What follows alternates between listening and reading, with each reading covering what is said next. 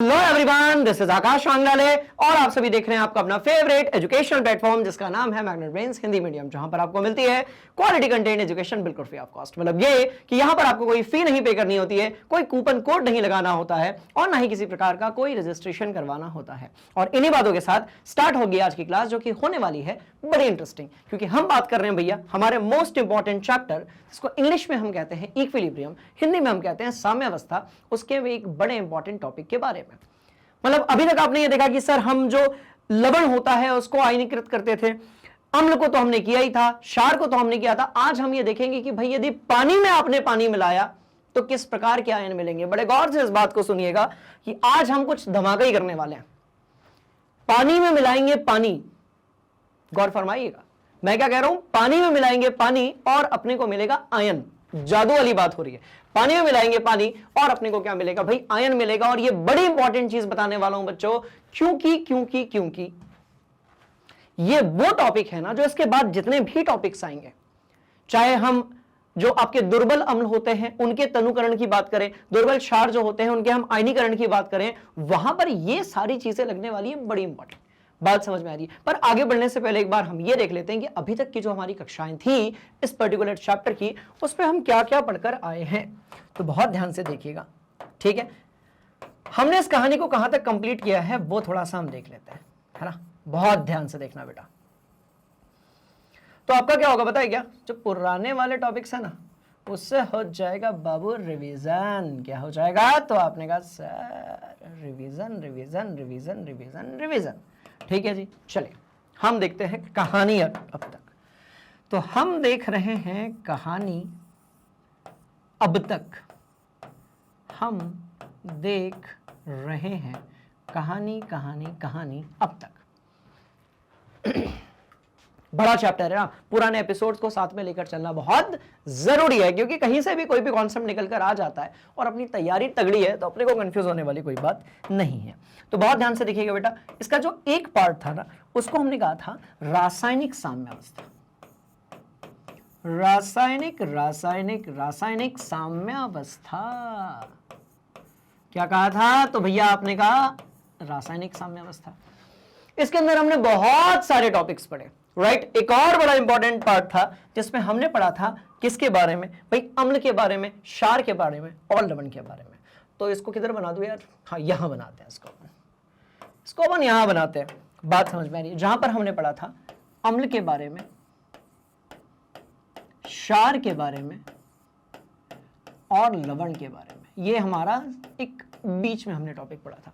रासायनिक जो साम्यावस्था थी उसके अंदर हमने बहुत सारी चीजों के बारे में पढ़ा। बहुत ध्यान से देखिएगा, यहां पर भैया हमने समांग एवं विषमांग साम्यावस्था देखी। विषमांग, ठीक है, साम्यावस्था देखी। साम्यावस्था, जो बच्चे नए हैं या जो पुराने वाले भी हैं वो मेरे साथ साथ नोट करते जाओ, किसी चैप्टर को छोड़ना ही नहीं है। कक्षा 11वीं में आने के बाद आप सबसे बड़ी गलती ये करते हो कि जब देखो यहां चैप्टर्स बड़े बड़े होते हैं, बोलो यस सर, तो क्लास 11th में आने के बाद हमारे सारे बाबू लोग गलती क्या करते हैं, बहुत ध्यान से देखिएगा भैया। आप चैप्टर बड़ा होता है ना तो पुराने वाले एपिसोड्स को ध्यान ही नहीं देते हो, आगे आगे पार्ट।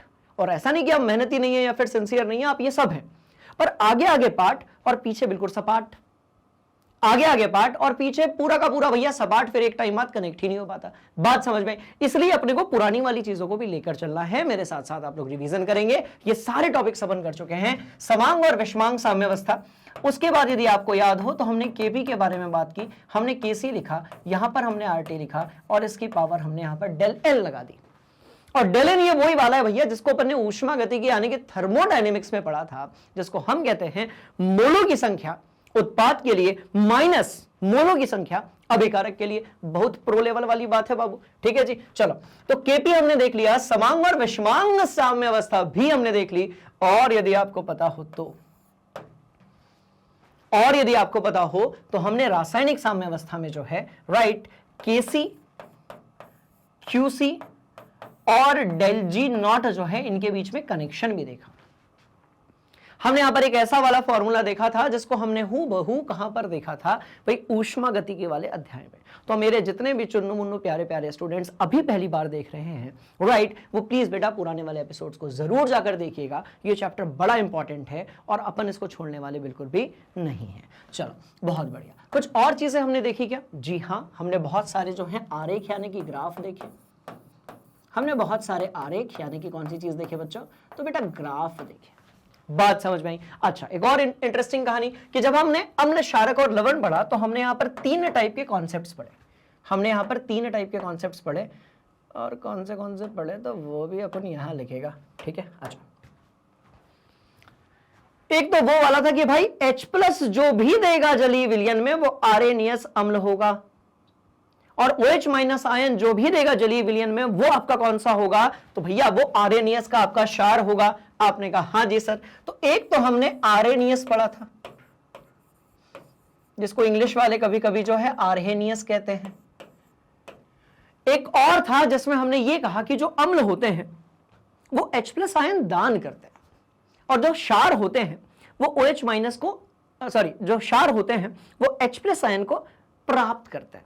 अम्ल जो होते हैं वो H+ आयन को दान करते हैं। दे आर लाइक कि ए ले जा रे बाबा, H+ आयन ले जा यहां से, ये अम्ल होते हैं।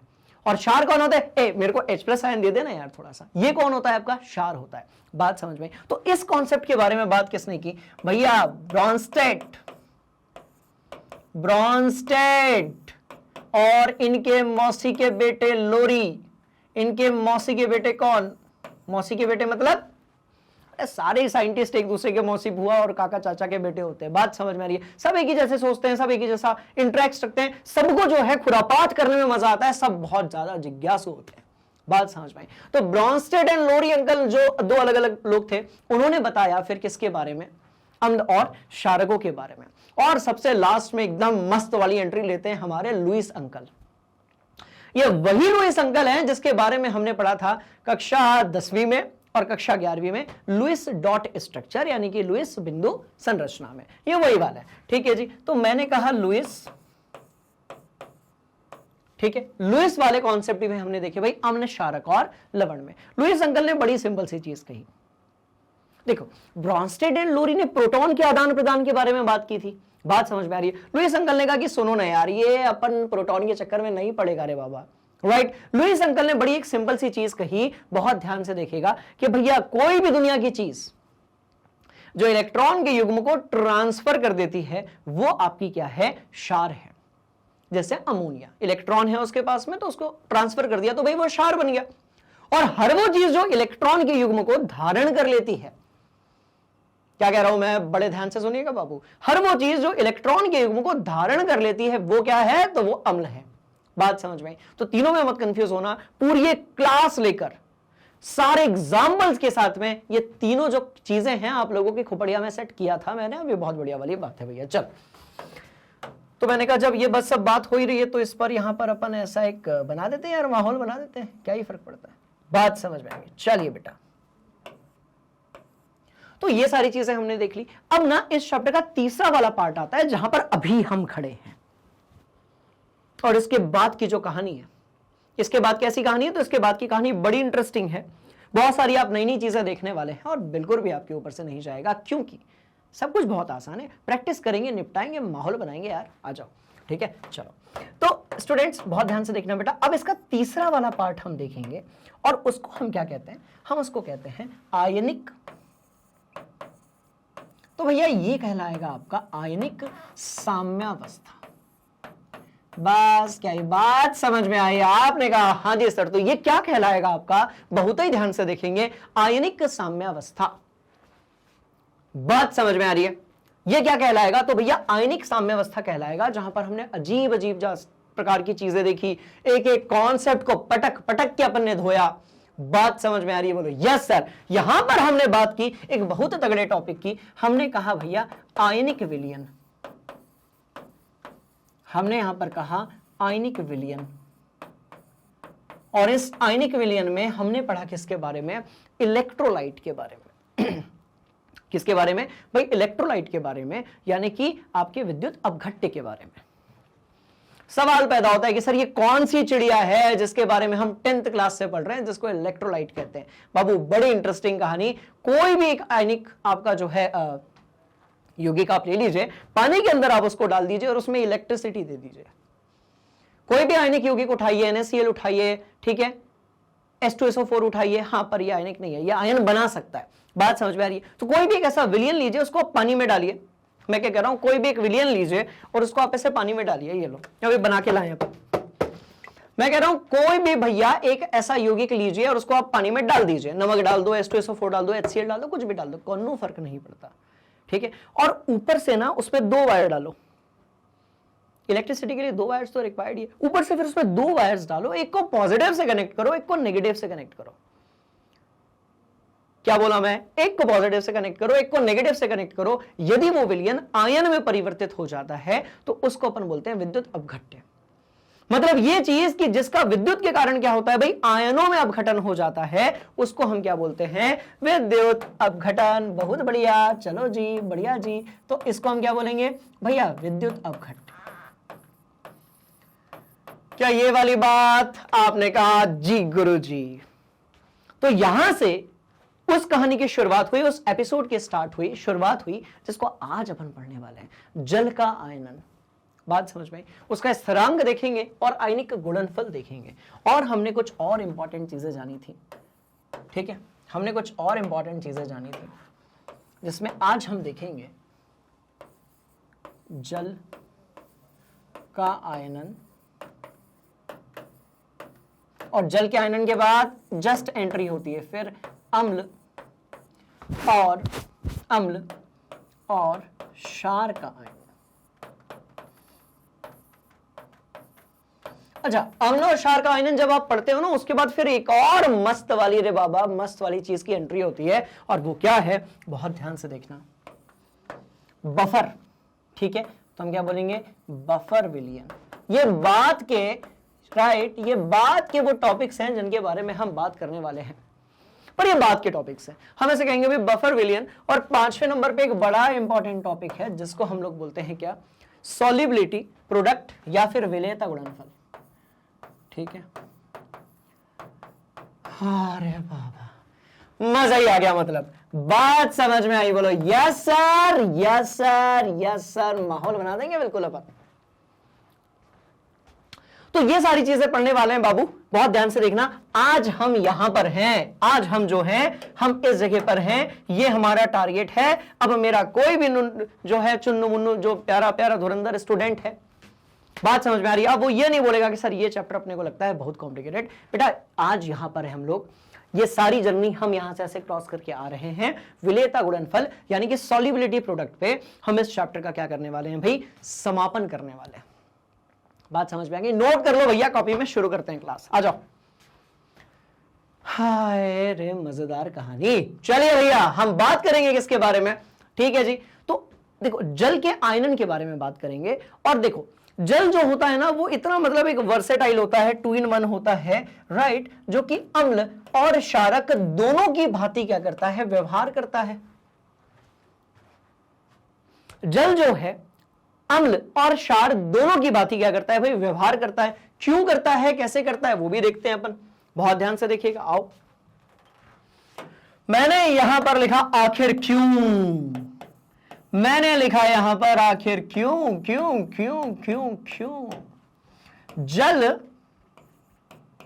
अम्ल नहीं, अम्ल एवं क्षार के जैसा, क्षार के जैसा, क्षार के जैसा, ठीक है, बिहेव करता है।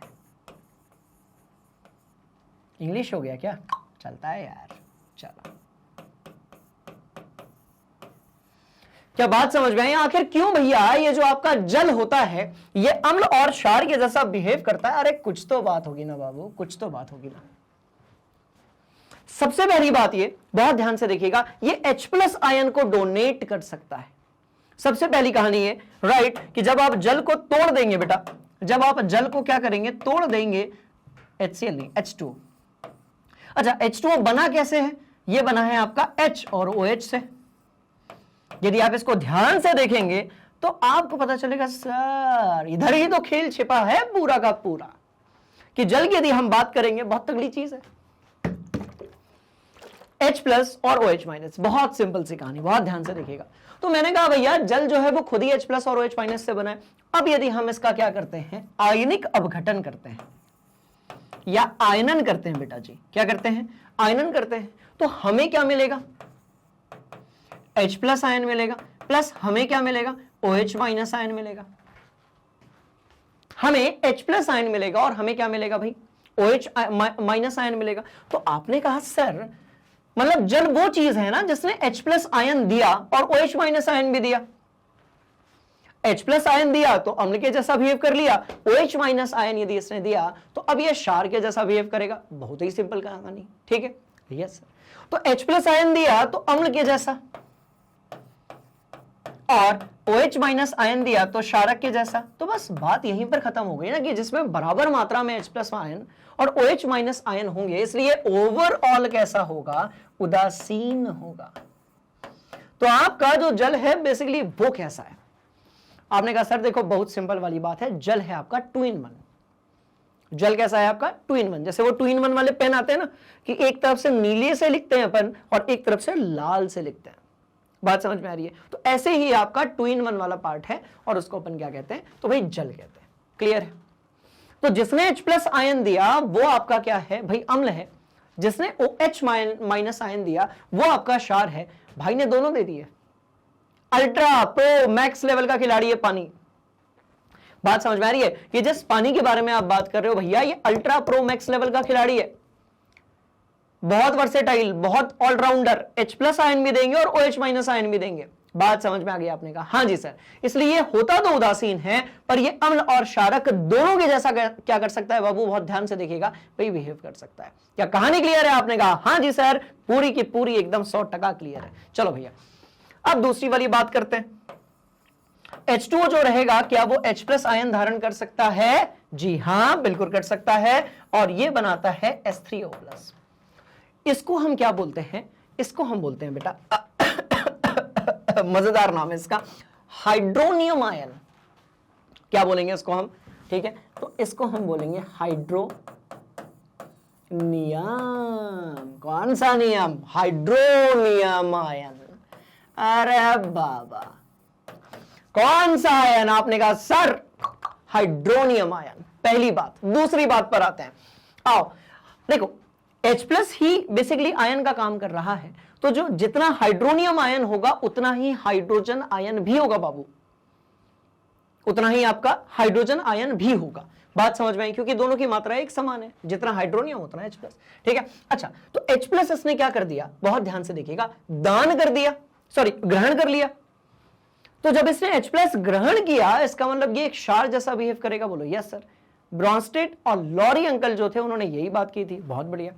अब यदि हम जल की एक और बात करें तो ये देता है H प्लस के साथ में OH माइनस आयन, और ये जो OH माइनस आयन है ये वाला, इसके लिए भी हमने क्या नाम दिया, हाइड्रोक्सी या हाइड्रोक्सिल,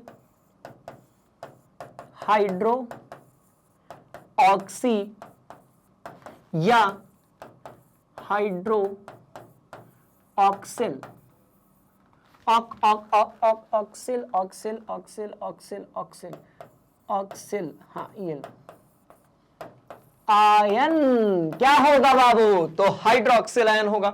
बहुत इंटरेस्टिंग कहानी।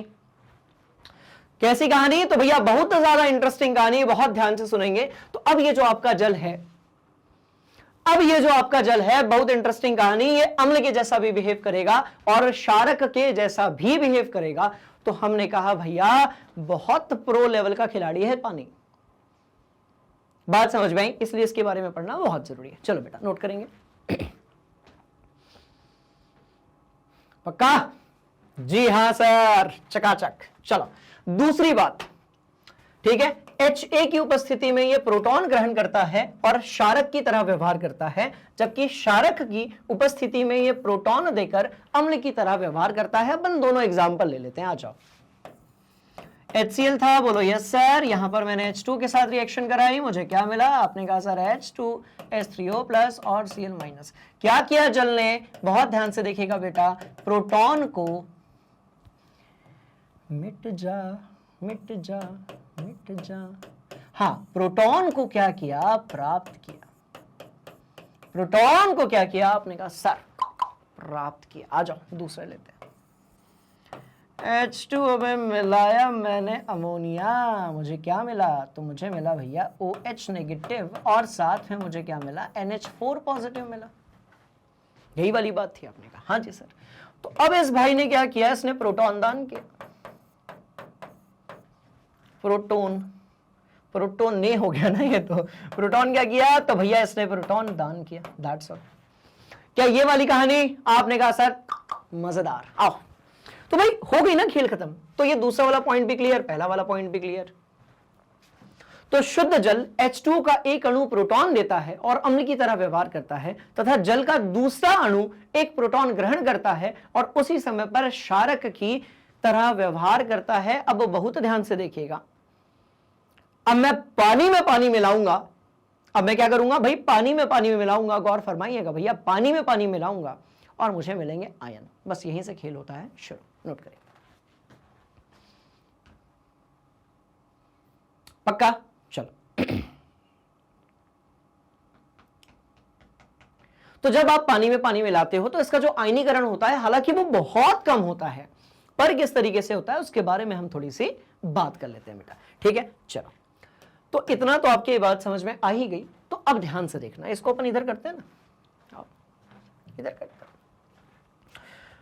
पानी में पानी मिलाया और पानी मिला। क्या बात है? पानी मिलाया किस में भाई? पानी में। ठीक है, और साम्य अवस्था में हमें कौन सी चीज मिल रही है? बहुत ध्यान से देखना। हालांकि आयनन बहुत कम होता है, बात समझ में आ रही है, पर होता है, पर होता है। क्या होगा? तो आप बोलेंगे सर देखिए, एक हाइड्रोजन जो है, मान लेते हैं कि ये वाला जो H2O है, इसने अपना H प्लस दान कर दिया। ठीक है जी, तो ये क्या मिल गया? तो ये मिल गया आपको OH minus, OH minus, OH minus. इसने अपना H प्लस दान कर दिया, तो ये मिल गया आपका क्या भाई? OH minus. और यहां पर अपने को क्या लिखना पड़ेगा बेटा जी? एक्वस। यहां पर हमें क्या लिखना पड़ेगा भाई? एक्वस लिखना पड़ेगा। बड़ी इंटरेस्टिंग कहानी, राइट? अच्छा, दूसरा वाला जो बाबू था ना, उसने क्या किया भैया? उसने ना H प्लस को धारण कर लिया, और यहां पर भी मुझे क्या लिखना पड़ेगा? एक्वस। एक्वस बोले तो जलीय, राइट? अब एक काम करते हैं, इसके लिए निकालते हैं KC। बहुत हो गया। क्या निकालेंगे? तो आपने कहा सर KC निकालेंगे। एंड बाबू KC कैसे निकलता है? तो आपने कहा सर बहुत सिंपल सी कहानी है। ठीक है, अंश जो रहेगा उसमें उत्पाद की सांद्रता रखिए साम्य अवस्था पर, और हर जो रहेगा उसमें आप अभिकारक की सांद्रता रखिए साम्य अवस्था पे। खत्म किया। तो भैया ये लो, ये लो, ये लो, ये लो, एक्वस, एक्वस, और डिवाइड में क्या करना पड़ेगा? जल्दी बताओ बाबू, डिवाइड में मुझे क्या करना पड़ेगा? तो आपने कहा सर लेंगे कि नहीं लेंगे? ये जो द्रव अवस्था में है इसको लेंगे कि नहीं लेंगे? सबकी अवस्था भी अपन लिख देते हैं, रुको ना। द्रव, द्रव, और यहां पर क्या है? तो भैया यहां पर जलीय है, और यहां पर जो है वो भी कौन सी चीज है भाई? जलीय है। क्या ये बात समझ में आ गई? तो भैया इधर भी द्रव, इधर भी द्रव, यहां पर जलीय, और यहां पर कौन सी चीज है? तो भाई जलीय है। बड़ी इंटरेस्टिंग कहानी। तो एक बात बताओ बबुआ, हमें पता है कि जो शुद्ध जल होता है, सॉरी शुद्ध द्रव होता है और ठोस होता है, बात समझ में आ रही है, इसकी सांद्रता में परिवर्तन नहीं आती है। पिछली क्लास में अपन ने देखा था, इसकी जो सांद्रता होती है उसमें कोनो परिवर्तन नहीं आता है। इसका मतलब ये कि इनको लेने की जरूरत नहीं है। ठीक है जी, चलिए। तो बहुत ध्यान से देखिएगा बेटा, इसका नाम क्या है? साम्यावस्था स्थिरांक। पर जल के लिए, जल के लिए जो आपका Kc है ना, that will turn into what? Kw। एक छोटा सा W, बड़ा W नहीं, बड़ा W कुछ और है, बात समझ में? एक छोटा सा W, and this will turn into what? Kw is equal to concentration of OH minus, यहां पर एक्वस, और बाबूजी कॉन्सेंट्रेशन ऑफ इतना इतना, और ये यहां पर इतना। खत्म। अब एक बात तो आपके समझ में आ गई कि भैया जो सांद्रता OH माइनस की होगी वही सांद्रता किसकी होगी, आपके H3O+ एक्वस आयन की होगी, क्योंकि जितने यहां पर H+ यहां से निकलेंगे उतने ही H+ यहां पर आकर जुड़ जाएंगे। अरे मैं कह रहा हूं जितने H+ एक तरफ से निकलेंगे उतने ही H+ दूसरी जगह जाकर क्या होंगे भाई, जुड़ जाएंगे। बड़ी इंटरेस्टिंग कहानी, बस खत्म हो गया ना खेल। अरे बहुत आसान है रे बाबा, टीपो ये टॉपिक, इसको देखकर बच्चे डरते हैं कई बार। अभी रुको ना अपन, ऐसा मैं क्या कह रहा हूं, हंगामा करने वाले हैं सारे टॉपिक्स के साथ में अपन लोग। बात समझ में आई, बहुत तगड़ी वाली चीज नोट करेंगे आप, अपन आगे बढ़ रहे हैं। चलो मस्त वाली कहानी। तो आपने कहा सर KW को लेकर कोई दिक्कत वाली बात नहीं है। तो एक बात तो यहां पर समझ में आ गई कि भैया कोई यदि सामान्य यौगिक है तो उसको अपन केसी बोलते हैं, ठीक है। सामान्य यदि कोई भी यौगिक है तो उसको अपन केसी बोलते हैं। आंशिक दाब पे यदि हमें निकालना है तो हम उसे केबी बोलते हैं। जल की यदि हम बात करेंगे तो हम उसे KW बोलते हैं, क्योंकि वाटर, W फॉर वाटर, ठीक है। और KA यदि कहीं लिखा है तो वो आपके अम्ल के लिए है, KB यदि कहीं पर लिखा हुआ है तो वो आपके क्षारक के लिए है। बात समझ में आ गई? आपने कहा हाँ जी सर, चलो बहुत बढ़िया वाली बात है ना। आ जाओ, 4-5 न्यूमेरिकल्स लगाएंगे और ये कहानी और मजेदार हो जाएगी। चलो भाई, तो मैंने कहा हाँ, जल की सांद्रता को हमने रखा ही नहीं था, क्योंकि भैया इसकी सांद्रता जो है वो कैसी रहेगी, स्थिर रहेगी। तो हमने कहा कि भैया KW जो है वो अपन को मिल गया क्या, आपने कहा सर H+ और OH-। आपने कहा सर H+ मिल गया और OH- मिल गया, ये वाली बात भी सही है। बात समझ में? अब यदि हम कहते हैं कि बाबू सुनो, बड़ी मजेदार बात, रूम टेम्परेचर आपका जो होता है जिसको हम 25 डिग्री सेल्सियस कहते हैं, उस 25 डिग्री सेल्सियस पे अपन को जो है H+ आयन, ए बाबा क्या रे बाबा, ऐसे नहीं करता रे बाबा, ठीक है। H+ आयन जो है इसकी सांद्रता कितनी मिल रही है, तो भाई 1 × 10⁻⁷। बहुत ध्यान से देखिएगा, 298 केल्विन पर कॉन्सेंट्रेशन ऑफ H+ आयन जो होता है, राइट, जल में वो कितना है, 1.0 × 10⁻⁷, ठीक है, मोलर। ये फिक्स्ड है, बात समझ में आ गई, ये फिक्स्ड है। और ये 1 के आगे जो ये सब पॉइंट के आगे 0 लगा होता है ना बाबू, इसका मतलब होता है कि भैया हम जब एरर, त्रुटि वगैरह जब हम कैलकुलेट करते हैं तो वहां पर वो चीज निकल कर आती है। तो हम इसको और क्या लिख सकते हैं, 1 × 10⁻⁷ सामने 1 ही लिखा हुआ है ना, हटाओ ना यार, ठीक है। चलो आ जाओ, तो ये हो गया मेरे पास H+ आयन, और बाबू यहां पर जाकर बात हो जाती है एकदम चकाचक। ये लो, यहां पर बात हो जाती है एकदम चकाचक, मतलब बहुत ही मजेदार। बस इसको आप नोट करेंगे। तो भैया जितने H+ आयन होंगे उतने ही तो OH- आयन होंगे, जितने H+ आयन होंगे उतने ही OH- आयन होंगे। और यदि आपने गौर फरमाया होगा तो जो आपका H+ आयन है वही आपका H3O+ आयन है। अरे बाबा, बहुत मजेदार बात। तो वही आपका क्या है, तो भैया HO3+ आयन, यानी कि जितना आपका हाइड्रोजन आयन होगा, अब हाइड्रोजन आयन अकेला नहीं होता है, पानी के साथ कनेक्टेड है, बात समझ में आ रही है, उतना ही आपका हाइड्रोनियम आयन होगा। और कितनी सांद्रता होगी उसकी, तो भाई सीधी सी बात है 10⁻⁷ m। नोट करेंगे।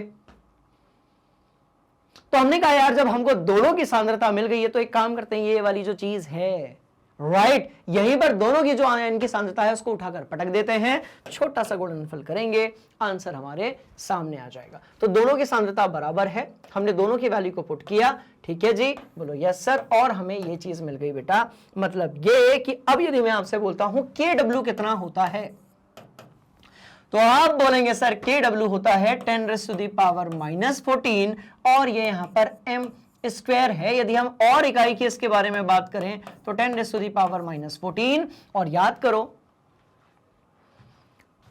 जो मोलरता है m है उसकी इकाई क्या होती है, तो भैया मोल प्रति लीटर, ठीक। तो यहां पर आ जाएगा मोल स्क्वायर प्रति लीटर का स्क्वायर। तो इस तरीके से इसकी क्या हो जाएगी भाई, इकाई हो जाएगी। कहीं पटक भी दिया होगा अपन ने, क्या ये बात समझ में आ गई? तो अब सवाल पैदा होता है कि सर हम जो KW है इसको हम क्या करें, मतलब इसका कोई एप्लीकेशन भी तो होगा ना भाई, है तगड़ा वाला है। तो KW अपना कितना निकल कर आया, 10⁻⁻14 मोल स्क्वायर और लीटर स्क्वायर, या फिर आप ये ऊपर वाला भी लिख सकते हैं। क्या यहां तक बात समझ में आ गई? आपने कहा हाँ जी सर। तो बेटा आज के बाद ये फिक्स कर लो, जो भी आपकी कॉपी है उसमें मार्जिन के ऊपर लिख दो मस्त वाली कहानी, इसको यहां से बहुत हेल्प मिलने वाली है। ठीक है, चलिए अब थोड़ा और आगे बढ़ते हैं भाई, और हम कहते हैं भैया कि सुनो ना, एक काम करते हैं, आयनिक जल, बात समझ में आ रही है, यानी कि वियोजित और अवियोजित जल का हम अनुपात निकालते हैं। अब आप बोलोगे सर ये किधर से आया? अरे देखो भाई, जल में जल को मिलाया तो आपको 2 आयन मिले, पर अभी ये थोड़ी क्लियर हुआ है कि पूरा का पूरा जो जल था, बात समझ में आई, जैसे अब ये मेरे पास ये जल है ना, तो अब ये थोड़ी क्लियर हो कि इसके अंदर पूरे H+ आयन होंगे और पूरे के पूरे OH- आयन होंगे। मतलब आयन है, ठीक है, पर जल बहुत ज्यादा वियोजित नहीं होता है, बहुत ज्यादा आयनीकृत नहीं होता है। मतलब सीधी बात यह कि जब आप पानी में पानी मिलाते हैं, गौर फरमाएंगे, जब आप पानी में पानी मिलाते हैं तो अधिकांश भाग पानी ही रहता है, बहुत कम भाग जो है वो आयन में परिवर्तित होता है। चलो भैया, बहुत मजेदार, मस्त। आपने कहा हाँ जी सर। तो अब हम एक काम करते हैं, वियोजित और अवियोजित जल जो है उसका हम निकालते हैं अनुपात। वियोजित और अवियोजित जल जो है उसका हम क्या निकालते हैं भाई? अनुपात निकालते हैं। ठीक है, तो वियोजित जल जो है वियोजित जल का, ठीक है, वियोजित जल जो है उसकी सांद्रता तो ऑलरेडी अपने पास आई हुई है ना, कहां गई? इसके पहले थी ना रे वाह भाई। वियोजित जल जो है उसकी सांद्रता तो हमारे पास है, बात समझ में आ रही है। अवियोजित जल की हम बात कर लेते हैं। चलिए भाई, कहां लिखेंगे? यहां पर लिखेंगे। चलो, वियोजित जल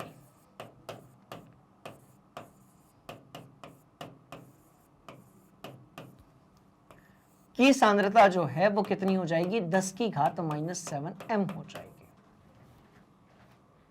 क्योंकि या तो हमें सिर्फ H+ आयन लेना होगा या फिर हमें OH- आयन लेना होगा। कुछ बच्चे बोल रहे होंगे कि सर आप यहां पर 10⁻⁻14 m² क्यों नहीं लिख रहे हैं? भैया वो Kw है, बात समझ में? वो क्या है बेटा? Kw है। वियोजित जल की जो सांद्रता होगी, देखो ब्रैकेट लिखा हुआ है ना, वो 10⁻⁻ कितनी हो जाएगी? -7m हो जाएगी। ठीक है, वियोजित जल क्या होगा? तो यही आपका कॉन्सेंट्रेशन ऑफ H3O+ होगा, बराबर यही आपका कॉन्सेंट्रेशन ऑफ OH- होगा, बराबर यही आपका 10⁻7m होगा।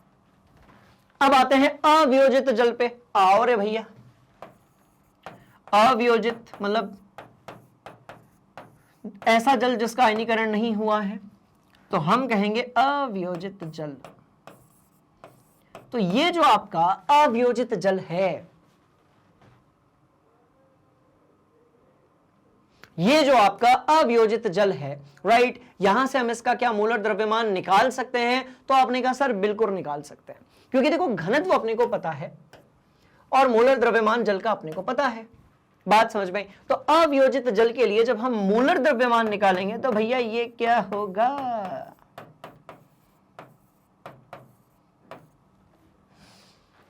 तो मोलर द्रव्यमान कितना? तो बहुत ध्यान से देखेंगे बेटा, 18 ग्राम प्रति मोल।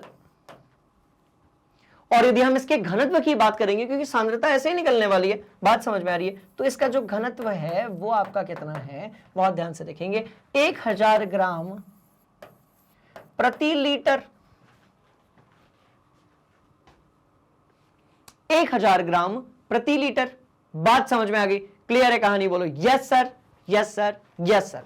तो अब यदि हम इसकी सांद्रता निकालते हैं तो सांद्रता क्या होगी? तो आपने कहा सर मोलर द्रव्यमान बटे घनत्व यदि हम करेंगे तो यहां से भी सांद्रता निकलकर आ जाएगी। बहुत इंटरेस्टिंग कहानी। ठीक है, सांद्रता या आप मोलैरिटी ले लो, मोलैलिटी ले लो, तो बस ठीक है ना, फिर 1000 ग्राम प्रति लीटर बटे 18 ग्राम प्रति लीटर। गलत रे बाबा, प्रति मोल। तो एक बात तो क्लियर हो गई भैया, ग्राम से ग्राम तो गया, लीटर नीचे आ गया, मोल ऊपर चला गया। ये वाला जो लीटर है भाई वो नीचे आ गया और मोल कहां चला गया? ऊपर चला गया। सो ये 1000 बटे 18 और ये हो जाएगा बेटा मोल और ये हो जाएगा लीटर। मैं इकाई के साथ क्यों लिख रहा हूं? क्योंकि मुझे पता है कि अपने को लास्ट में ये लेकर आना है, एम लेकर आना है यहां पर। बात समझ में? आपने कहा हाँ जी सर, आ जाओ। तो अब इसकी सांद्रता जो होगी वो कितनी होगी? तो भैया सांद्रता होगी 1000 को 18 से आप जो है भाग दे दीजिए, आपको 55.55 मिल जाएगा।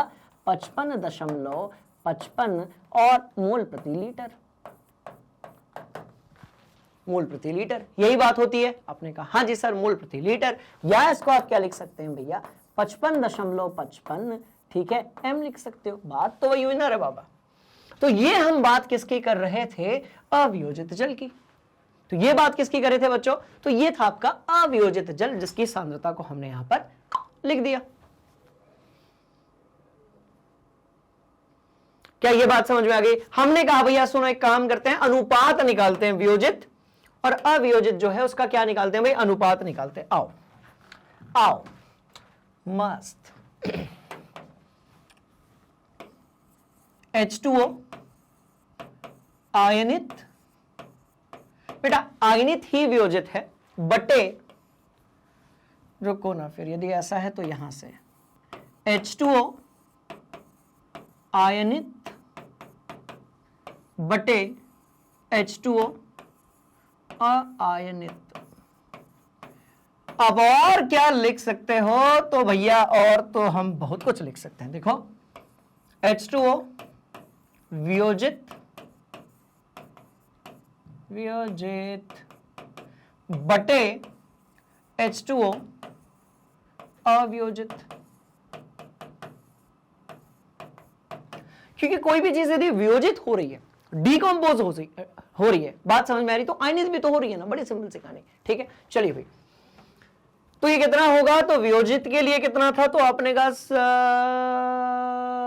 हाँ 10 की घात -7, ठीक है भैया, बटे 55.55, ठीक है। देखो देखकर ही पता चल रहा है कि H2O वियोजित जो है बहुत बहुत बहुत कम है H2H अवियोजित से। फिर भी हम इसको कैलकुलेट करना चाहें तो भैया इसको अपन 100 गुणा 10 की घात -9 लिख सकते हैं, बटे यहां पर 55.55 लिख सकते हैं। जल्दी से 55 का पहाड़ा सुना दो, नहीं 55.55 का फॉर्मूला सुना दो, मजा आ जाएगा। ठीक है, पहाड़ा सुना दो, मजा आ जाएगा। चलो आपने किया, अपन सीधे वैल्यू लिखते हैं, लगभग 2, ठीक है, 2 की घात, देखो वैसे कितना आएगा 1.8 इंटू 10⁻⁻9, या लगभग 2 गुणा 10 की घात -9 के आसपास। 2 गुणा 10 की घात -9, मतलब बहुत अंतर है। एक चीज तो यहां पर साबित हो गई दोनों वैल्यूज को देखकर कि भैया सुनो,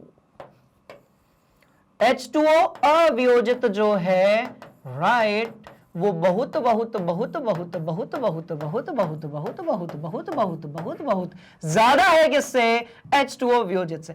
इतना नहीं होता है, इतना नहीं होता है, सिर्फ हम 2 ही बनाते हैं बहुत बड़े के लिए, राइट। तो H2O हम यहां पर लिखेंगे और यहां पर हम क्या लिखेंगे, वियोजित लिखेंगे रे भैया, वियोजित लिखेंगे। साबित हो गया, कोई दिक्कत वाली बात, सवाल ही नहीं पैदा होता। नोट करेंगे। That's all, सारी कहानी अपन सीख चुके हैं। अब हम ये बताएंगे कि जो हमारा जलीय विलयन है वो अम्लीय कैसे होगा और क्षारीय कैसे होगा, और एकदम मस्त वाली कहानी सुना रहा हूं, सुनो ध्यान से, ठीक है, बहुत मस्त वाली कहानी, आ जाओ।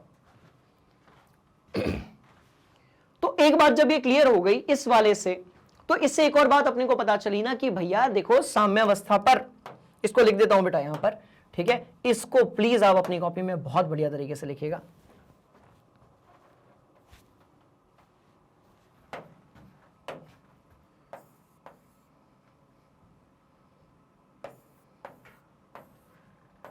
अरे यार मजा नहीं आ रहा यार,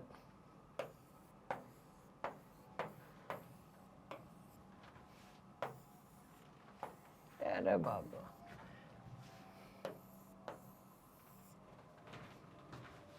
कोई बात नहीं, ठीक है, बनाते हैं माहौल। आइए, इस बात से यह साबित हुआ कि साम्यावस्था पर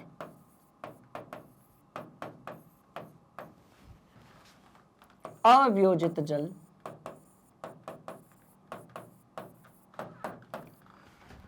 अवियोजित जल जल जल वियोजित जल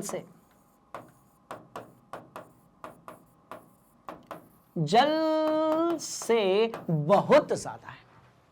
वियोजित जल से कैसा है, तो भैया बहुत ही ज्यादा है, बहुत मतलब बहुत ही ज्यादा है। तो साम्य अवस्था पे अवियोजित जल वियोजित जल से बहुत बहुत ज्यादा है, खत्म बात। तो एक बात यहां पर आकर कैसी हो गई, एकदम एकदम एकदम एकदम फिक्स्ड हो गई। That's all. क्या ये कहानी क्लियर है? आपने कहा सर बिल्कुल क्लियर है, बहुत मजेदार है, हम इसको कॉपी में नोट कर लेंगे। ठीक, चलिए, तो ये बात अपने को समझ में आ गई। हमने कहा सुनो ना, जब ये सब बातें हो ही रही हैं, थोड़ा सा इसमें एक मस्त वाला जो है धनिया मिर्ची का तड़का लगाते हैं। धनिया मिर्ची का तड़का लगता है क्या? लगता है वो साबुत धनिया और जो आपका हरी वाली, ओ नहीं नहीं नहीं, लाल वाली जो मिर्ची होती है उसका लगता है तड़का। हाँ लगता है, ठीक है, चलो आ जाओ। तो मैं क्या कह रहा हूं कि भैया अम्लीय, क्षारीय और उदासीन जलीय विलयनों को H3O+ के आयन और OH की सांद्रताओं के द्वारा हम जो है विभेजित या विभाजित कर सकते हैं। कैसे? यदि अम्लीय होगा तो भाई सीधी सी बात है H3O+ ज्यादा होगा और OH- की जो सांद्रता है वो कम होगी। उदासीन का मतलब क्या हुआ? अरे न्यूट्रल रे बाबा, ठीक है, उस टाइम पर H3O+ आयन आपके OH- आयन की सांद्रता के बराबर होंगे। तो ये कहानी आपको बिल्कुल क्लियर है, बहुत पहले से क्लियर है, नोट करेंगे। तो जो आयन ज्यादा, उससे हम ये बता देंगे कि जो आपका जलीय विलयन है वो अम्लीय है या फिर कैसा है, भाई सीधी सी बात है क्षारीय है। इसीलिए क्या होता है कि जब बच्चे आप लोग ना HCl को मिलाते हो, किसमें? HCl जो आपका एक्वस सॉल्यूशन में होता है, राइट, फिर जब आप इसको मिलाते हो किसमें? H2O में, जो कि आपके लिक्विड स्टेट में होता है, फिर आपको मिलता है ये वाला भाग, राइट, और एक्वस में, और आपको Cl नेगेटिव मिलता है एक्वस में। तो भाई सीधी सी बात है, ऐसा नहीं है कि यहां पर सिर्फ आपको ये वाले आयन मिल रहे हैं, यहां पर आपको OH नेगेटिव आयन भी मिल रहे हैं, क्योंकि जल भी तो आयनीकृत होगा ना। ऐसा नहीं कि जल आयनीकृत नहीं होगा, जल भी आयनीकृत होगा। तो अंदर की बात यह है कि यहां पर आपको OH- आयन भी मिल रहे हैं, पर वो जो मिल रहे हैं वो इतने ज्यादा नहीं है कि हम उसे काउंट कर सकें। तो इस पर्टिकुलर विलयन में H3O+ की जो सांद्रता है वो बहुत ज्यादा होगी, किससे? OH- आयन से। तो हम कहते हैं भैया सिर्फ इसको काउंट करेंगे, बाकी सबको छोड़ देंगे। तो आगे वाले जो टॉपिक्स हैं उस पर ये कहानी बहुत काम आएगी, प्लीज आप इसे अपनी कॉपी में नोट करें। पक्का? आपने कहा हाँ जी सर, हाँ जी सर, हाँ जी सर। चलिए, एक और टॉपिक होता है बेटा जहां से क्वेश्चन पूछ लेते हैं कि जो आपका KW होता है, KW क्या? तो जल के लिए साम्य अवस्था, जल के आयनन के लिए क्या है? तो भाई साम्य अवस्था है, उसको अपन क्या बोलते हैं? आयनाइजेशन कांस्टेंट फॉर वाटर, या जल का आयनन स्थिरांक। क्या बोलेंगे? जल का आयनन स्थिरांक। देखो ऊपर की तरफ लिखा हुआ है, बात समझ में आ रही है? तो जो KW होता है वो तापमान पे प्रभाव होता ही होता है। कैसे? बहुत ध्यान से देखेंगे। देखो तापमान को हमने कितना लिया था? 298, मतलब कि 25 डिग्री सेल्सियस। 303 कितना होगा? 30 डिग्री सेल्सियस।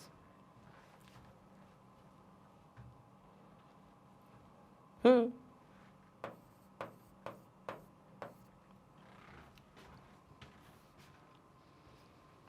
पच्चीस डिग्री सेल्सियस पे आपका जो KW था वो कितना था भाई? 1 × 10⁻⁴, या फिर आप सीधे लिख सकते हैं 1 × 10⁻⁻14। ये किस पर था? बहुत ध्यान से देखिएगा बेटा, 25 डिग्री सेल्सियस पे। अब जैसे ही आप तापमान कितने पर लेकर आए? 30 डिग्री सेल्सियस पे, ये बढ़कर हो गया 1.5 × 10⁻⁻14। अरे बाबा, मतलब तापमान बढ़ने से KW जो है वो, ध्यान से आप देखेंगे तो 1.5 गुना बढ़ गया। तापमान बढ़ने से KW जो है वो कैसा बढ़ गया भैया? बहुत ध्यान से देखिएगा, ताप बढ़ने पर KW भी बढ़ता है, मतलब KW जो है। तो एक बात क्लियर हो गई कि ताप यदि आप बढ़ाते हो तो इससे आयनीकरण,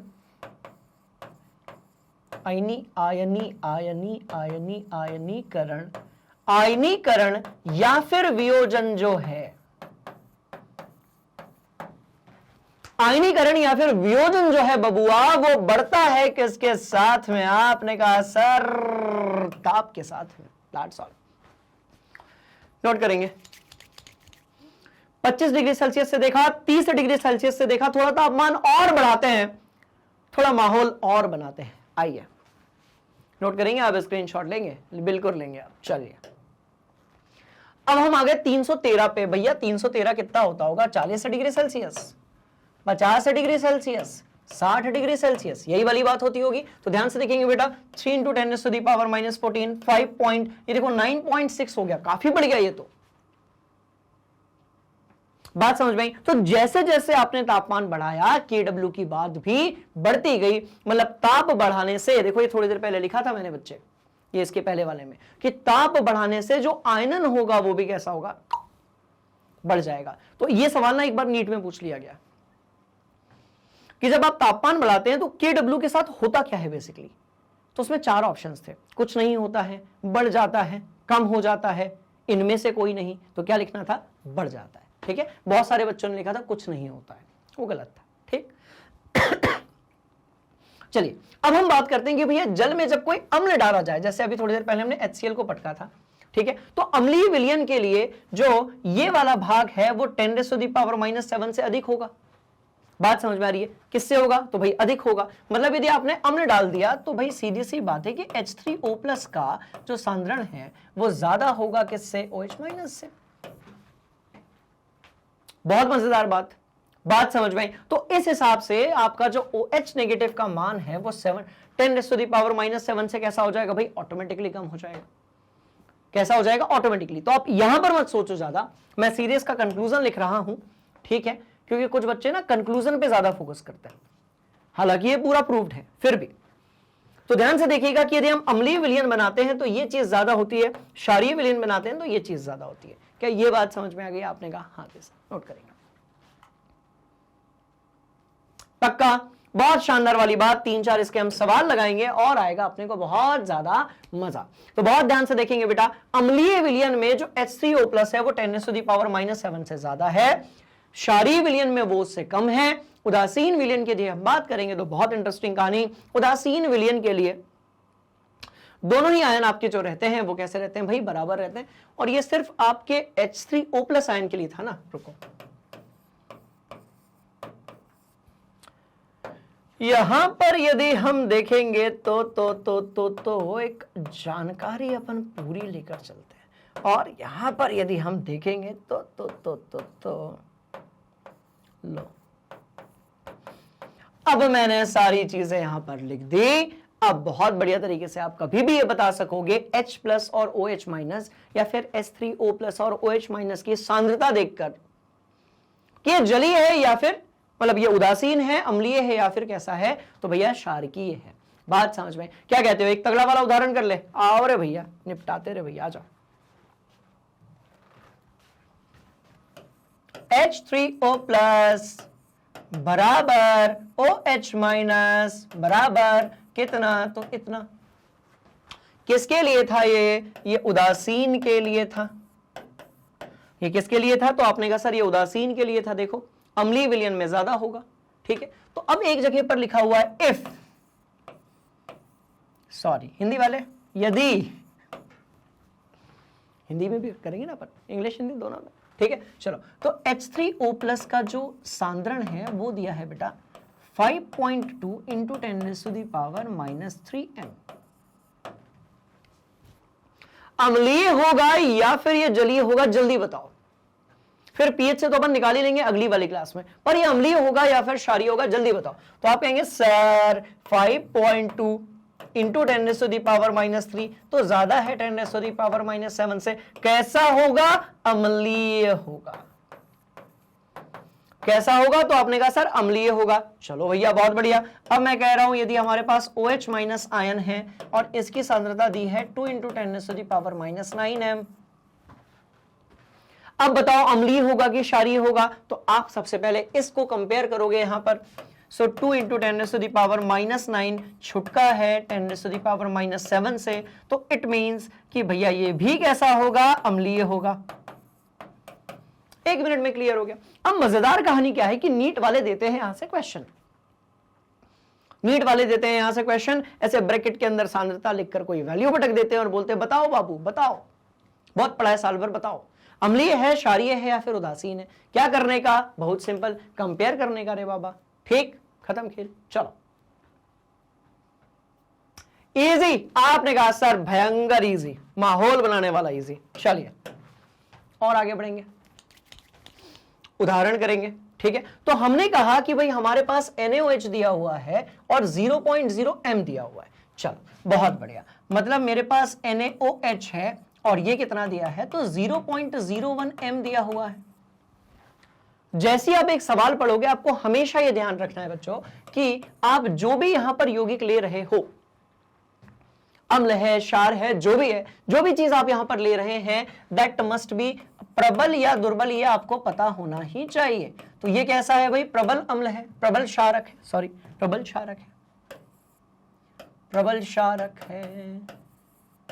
तो ये कैसा है? तो आपने कहा सर ये तो प्रबल क्षारक है, इसका मतलब ये पूरे तरीके से क्या हो जाएगा? आयनीकृत हो जाएगा। प्रबल क्षारक है, इसका मतलब ये पूरे तरीके से क्या हो जाएगा भाई? आयनीकृत हो जाएगा।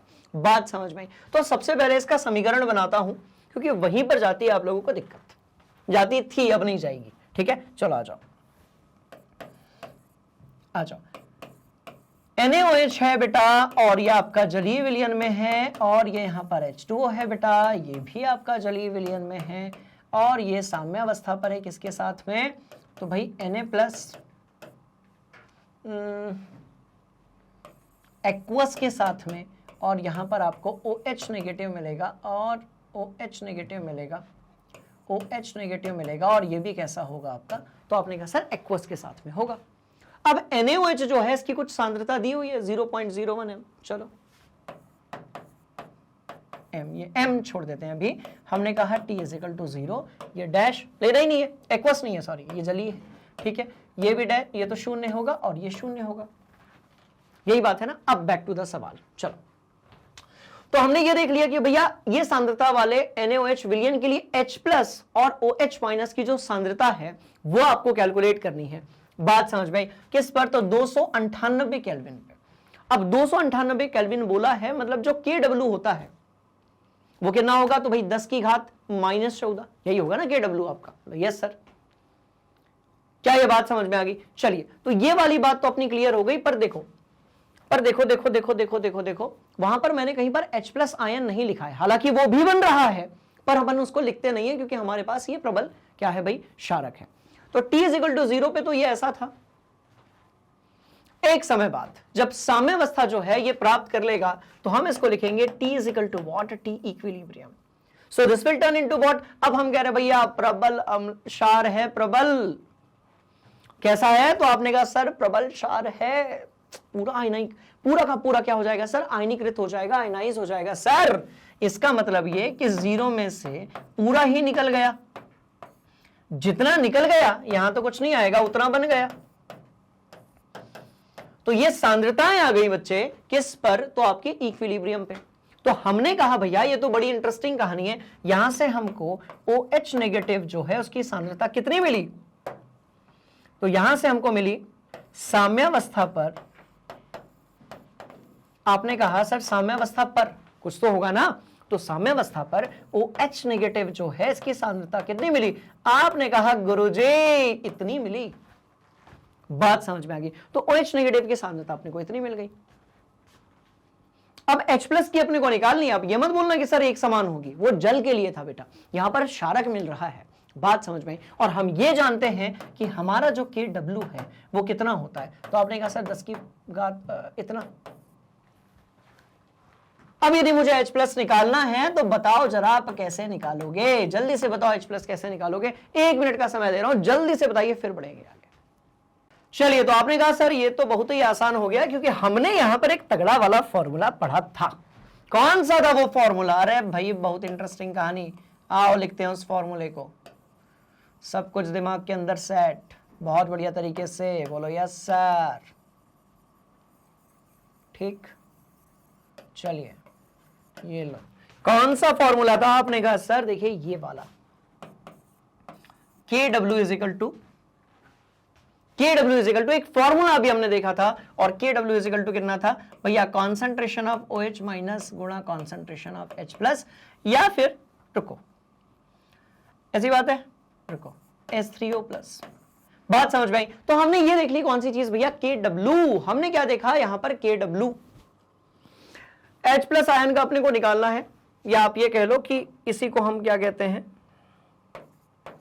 अरे अरे अरे अरे ये कहते हैं, ये अपने को निकालना है। तो बहुत इंटरेस्टिंग कहानी, इस वाले पार्ट को डिवाइड कर देते हैं। तो मैंने कहा भैया सुनो, बहुत मजेदार बात है, ये वाला इज इक्वल टू कितना हो जाएगा?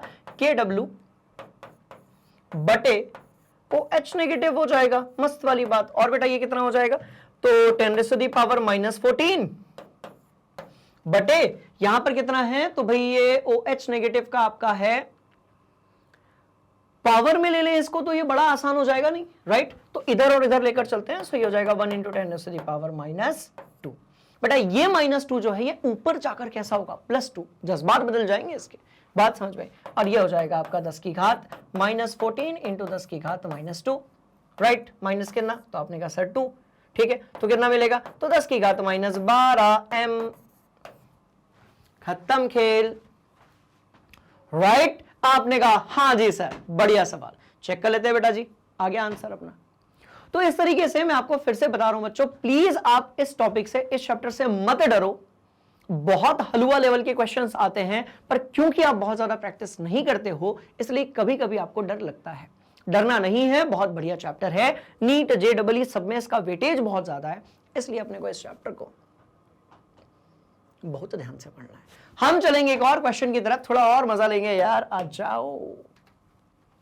ठीक, चलिए, एक विलियन है जिसमें आपके पास 1000 ml दिया हुआ है। देखो ये सिर्फ आपको भटकाने के लिए है, इसका सीधे सीधे मतलब होता है 1 लीटर, बात खत्म। हाँ जी, और इसमें इतने ग्राम दिए गए हैं HNO3, इसको आप सीधे कन्वर्ट कर लो किसमें, 63 × 1 2 3 10⁻³ ग्राम में, खत्म बात। बस आज के बाद यहां से बात होगी। अब बोलो, अब बात यहां से शुरू होगी, अब बोलो, हो गया इजी। आपने कहा सर विलियन के 1000 ml दिए, क्या 1000 ml, बड़ी सिंपल सी कहानी, 1 लीटर है भैया, ठीक है। और आपका द्रव्यमान दिया है 63 × 10 की घात -3 ग्राम, तो उसको भी आपने उस तरीके से लिख लिया। इतना डालकर एक विलियन बनाया जाता है। विलियन में H+ और OH- की सांद्रता आपको ज्ञात करनी है। आपके पास HNO3 है, बहुत ध्यान से देखिएगा, आपको H+ और OH- की सांद्रता ज्ञात करनी है। तो इस सवाल को मैं यहां पर लिख लेता हूं। मुझे पता है पहले से सब कुछ लिखा होता है तो कनेक्ट नहीं हो पाता, इसलिए अपन यहां लिख लेते हैं, ठीक है। तो हमारे पास अम्ल कौन सा है, तो HNO3 है। कैसा है, तो भाई प्रबल है। प्रबल है इसका मतलब क्या होगा, पूर्ण आयनीकरण होगा। बोलो यस सर। प्रबल यदि है तो इसका मतलब क्या होगा, तो भैया पूर्ण आयनीकरण होगा, पूर्ण वियोजन होगा। क्लियर। चलिए HNO3 के लिए क्या कुछ और चीजें दी हैं, जी हां, विलियन का आयतन दिया है, यानी कि यहां पर जो वॉल्यूम है वो दिया है 1 लीटर, और HNO3 जो है उसका द्रव्यमान यहां पर दिया गया है कितना, तो भैया 63 × 10 की घात -3। तो W दिया गया है किसके लिए, HNO3 के लिए, and that is given by what, 63 × 10 की घात -3, ठीक है, ग्राम। ग्राम भी होगा ना, जी हाँ। निकालना क्या है, तो आपने कहा सर निकालना है H+ और OH- की सांद्रता, किस पर, साम्यावस्था पर। तो हमें जो है, बहुत ध्यान से देखेंगे, हमें जो है भाई H+ और OH- की सांद्रता निकालनी है। हमें H+ और OH- जो है उसकी क्या निकालनी है, सांद्रता। कैसे करोगे जल्दी बताओ, बहुत मजेदार बात। तो आप बोलेंगे सर ये तो बहुत आसान है, हम एक काम करते हैं, हम सबसे पहले यहां पर एक समीकरण बनाते हैं। आइए, तो भाई HNO3 है और ये आपका है एक्वस स्टेट में, इसको आपने जल में मिलाया और आपको कौन सी चीज मिली, तो आपने कहा सर देखिए ये तो आपका प्रबल है। प्रबल आपका क्या है भाई, अम्ल है, पूरी तरीके से टूट जाएगा। आपको मिलेगा H+ या फिर H3O+, ठीक, H3O+, क्या, एक्वस, और प्लस आपको कौन सी चीज मिलेगी भैया, NO3 माइनस एक्वस। और देखो जल है तो जल का भी आयनीकरण होगा, बहुत कम होगा पर जल का भी आयनीकरण होगा, और वहां पर आपको OH- मिलेगा। क्योंकि आपके दिमाग में एक सवाल तो आया ही होगा ना, सर H+ तो ठीक है यहां से मिल जाएगा, OH- किधर से लाएं, वो तो दिया ही नहीं है। OH- हिडन है। जैसे मैग्नेट ब्रेन्स हिंदी मीडियम के लिए आप लोगों का जो प्यार है वो हिडन है, बात समझ में आ रही है, वैसे ही OH- वहां पर कैसा है भाई, हिडन है। क्लियर हो गई कहानी। आपने कहा हाँ जी सर, आइए और हम इसको साम्यावस्था में परिवर्तित कर देते हैं। चलो भाई, तो आपने कहा सर ये तो हिडन है। अब मैंने कहा भैया T = 0, मैंने कहा T = 0, आपने कहा सर कितना, अरे यार इसकी सांद्रता अपन ने निकाली नहीं, कोई बात नहीं, अपन निकाल लेंगे। अरे अपन निकालेंगे कॉन्सेंट्रेशन ऑफ HNO3 जो है वो क्या होगा, ठीक है। तो भाई जो भी आपका मोलों की संख्या है, जो भी मोलों की संख्या है, मतलब यहां पर ये हो जाएगा W डिवाइड बाय M गुणा यहां पर हो जाएगा आयतन। यही बात होती है ना, यही बात होती है। तो भाई ठीक है, W कितना है आपका 63 गुणा 10 की घात -3 बटे M कितना है, तो भाई मोलर द्रव्यमान HNO3 का कितना होगा वो भी निकाल लेते हैं अपन, M ऑफ HNO3। तो आप बोलोगे सर हाइड्रोजन का 1, नाइट्रोजन का 14, ऑक्सीजन का 3 है तो सॉरी 48, एक्सट्रीमली सॉरी, ठीक है। तो 1 + 14 + 48, 3 ऑक्सीजन ना, 1 का 16 होता है, 3 का 16 थी 48 होगा। सही जा रहा हूं कि नहीं जा रहा हूं? और नाइट्रोजन का तो भैया 14 होगा। सबको अपन जोड़ते हैं जरा, बहुत मुश्किल कैलकुलेशन है।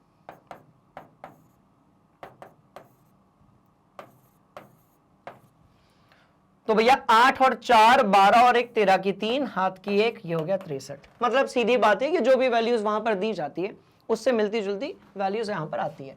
63 बटे कितना होगा बेटा, तो आयतन जो है वो आपका 1 लीटर है, दैट्स ऑल। यही बात हुई ना, W/M यहां पर लिखा, फिर आयतन आपका 1 लीटर हो गया। कुछ तहस नहस हो रहा है क्या? जी हाँ, तहस नहस हो रहा है तहस नहस ही हो गया पूरा हमारा, ठीक है। चलो, तो 63 से 63 तहस नहस हुआ। अपना जो आंसर है फाइनल वो आया 10 की घात -3। कितना आया? तो आपने कहा सर 10 की घात -3 कितना, तो भाई मोल प्रति लीटर है, इसलिए कैपिटल M लगा दो, खत्म बात। क्या ये बात समझ में आई? आपने कहा हाँ जी सर, एकदम चकाचक। चलो बेटा इसको हटा देते हैं यहां से ना, चलो आ जाओ। तो t=0 पर, इस t=0 सेकंड पे इसकी जो सांद्रता है वो कितनी आ रही है, तो आपने कहा सर 10⁻³ इसको तो लेना ही नहीं है, इसकी 0 और इसकी 0। हमने कहा भैया थोड़ा सुनो तो, इक्विलिब्रियम तक तो जाते हैं। तो ये कितना हो जाएगा भैया, पूरा ही खत्म हो जाएगा। कैसे पता चला? बहुत ध्यान से देखिएगा भाई, कैसे पता चला इक्विलिब्रियम पे, कैसे पता चला? क्योंकि ये प्रबल है, तो जब ये यहां से पूरा निकल जाएगा तो इधर पे भी ये पूरा पहुंच जाएगा। M तो लगाइए, खैर सबके सामने, कोई दिक्कत वाली बात नहीं है।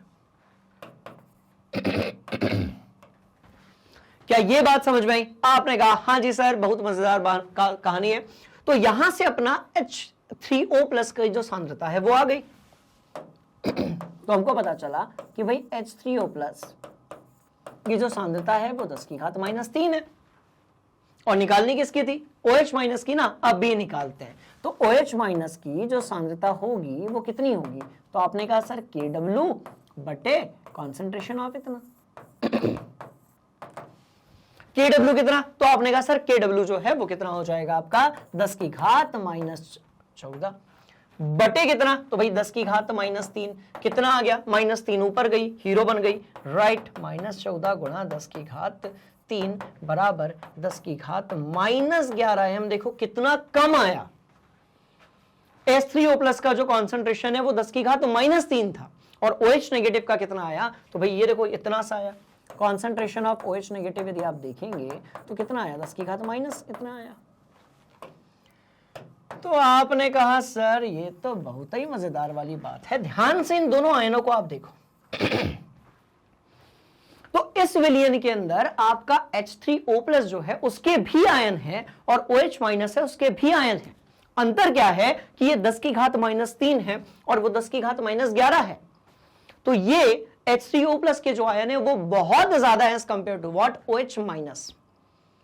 इसीलिए हम उसको यहां पर लिखते नहीं है, पर वो होता तो है। ठीक, नोट करेंगे।